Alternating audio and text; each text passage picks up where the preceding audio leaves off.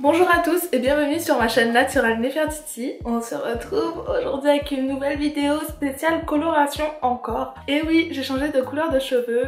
2018, nouvelle année, on veut upgrade tout ça, tu vois. Donc je suis passée au noir.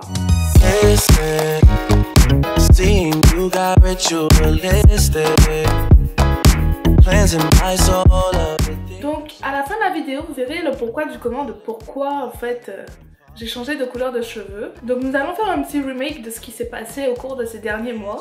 Donc cet été je suis allée en Guadeloupe, enfin l'été dernier, l'été 2017. Et j'avais décidé de faire une coloration parce que je voulais changer de tête. Et j'ai décoloré mes cheveux pour pouvoir faire une couleur type ombré, style instagrammeuse comme on voit sur Instagram. Sauf que au départ tout se passait bien, mais au bout d'un mois j'étais déjà un peu tannée de ma coloration. Et déjà au bout de 2-3 semaines je voulais déjà revenir au noir. Donc qu'est-ce que j'ai fait? Tout simplement j'ai attendu un peu avant de réeffectuer une coloration pour pas que mes cheveux soient trop traumatisés ou autre. Et du coup j'ai réalisé ma coloration la semaine dernière. Donc dans cette vidéo je vais vous montrer tout simplement comment j'ai effectué ma coloration. Donc j'ai réalisé ma coloration à l'aide de ma coloc qui m'a vachement bien aidée. Merci Rebecca pour réaliser cette coloration parce que j'avais vraiment du mal à bien voir ce qui se passait derrière mes cheveux, enfin derrière ma tête. Et j'avais vraiment pas envie de rater la coloration, qu'il y ait des parties qui soient pas bien colorées ou autre. Donc j'ai demandé l'aide de ma coloc.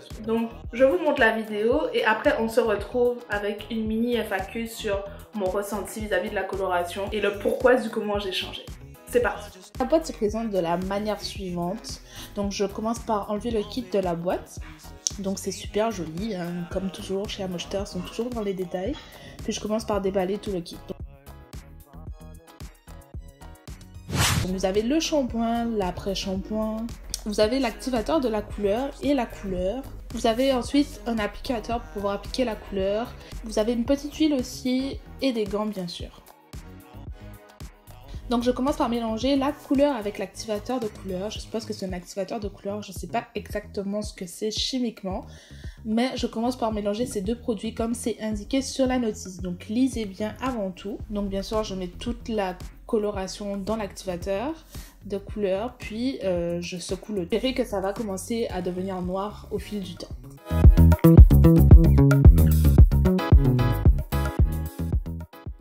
Donc Rebecca et moi on commence à faire des sections bien sûr parce qu'il est hors de question d'appliquer la coloration de manière brute comme ça sur mes cheveux. Donc je fais plusieurs sections de manière approximative, hein, pas la peine d'être très précis. Je sors mon vieux t-shirt of course, on veut pas de coloration partout. Ça va chauffer. Puis la couleur est enfin prête, je vais pouvoir l'appliquer avec mon pinceau et avec mes doigts. J'applique vraiment la coloration là où il faut, c'est-à-dire au niveau des pointes et des longueurs, les parties colorées. Et je préserve mes racines du contact avec des produits chimiques de manière générale. Donc Rebecca commence par appliquer au niveau de mes pointes et mes longueurs en effectuant des petits mouvements pour bien faire pénétrer la couleur. Donc elle a procédé en 3 étapes. Elle a premièrement appliqué une première couche, puis on a appliqué 2 autres par la suite. Donc là, vous voyez la première couche de produit. Donc elle applique généreusement vraiment partout, puis elle fait un macaron pour sécuriser le tout. Puis on reprend exactement la même méthodologie pour l'ensemble de la tête pour appliquer la 2e et la 3e couche.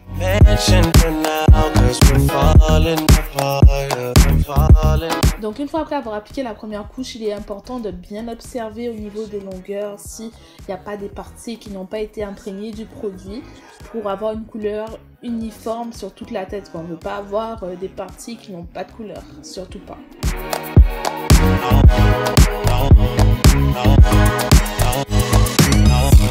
La couleur a vraiment pris très rapidement et il y avait vraiment beaucoup plus de produits que prévu, donc allez-y vraiment généreusement.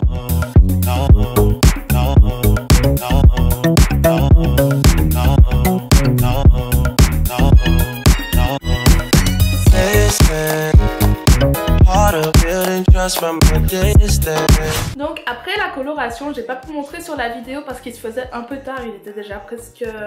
En fait, je vous explique, c'était la Saint-Valentin et je voulais absolument terminer le plus rapidement possible, donc j'ai sauté l'étape du masque. Donc je vais vous dire ce que j'ai fait. J'ai fait un masque hydratant très nourrissant. Donc pour cela, j'ai utilisé un masque que j'avais acheté précédemment, le masque Maui Moisture. C'est un masque au beurre de karité qui est de ce format-là, qui est très crémeux, mais qui n'est pas très hydratant à long terme et nourrissant à long terme. Donc pour cela, j'ai rajouté à l'intérieur du masque, vous voyez, parce qu'il a un petit aspect vert, parce que j'ai rajouté mon mix oil, mon air by oil à l'intérieur et j'ai mélangé le tout et du coup ça m'a donné un super masque avec l'aspect hydratant et nourrissant. Ça montre très bien que même si la coloration reste quand même assez naturelle, c'est pas totalement naturel, fait que vos cheveux ont besoin d'être nourris et réhydraté par la suite. Donc le masque, laissez-le bien poser pendant minimum 30 minutes.